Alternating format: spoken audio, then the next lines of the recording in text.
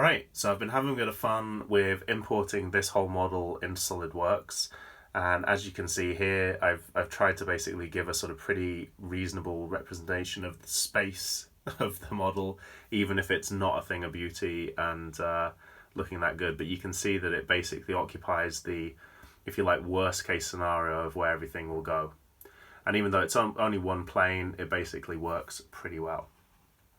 And so if we get rid of this, that allows you to see that what I've basically got here is the basics of the seat, which is basically to constrain the model. And as you can see, we've got the top point of her head, the base, and where her feet go.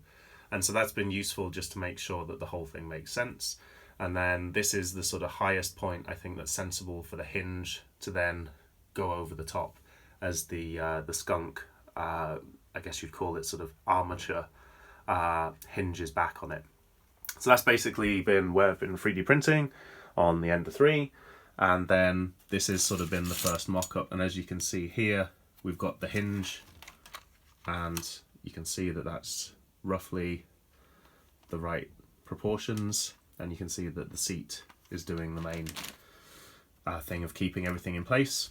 And then even though it's just a few bits of styrene I've used here, we've got the general working principle of it.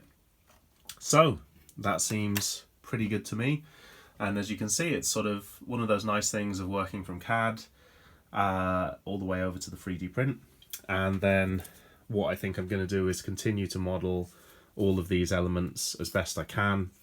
And I'm thinking that I will use this stuff, which is basically fiberglass rod, to fix it all together.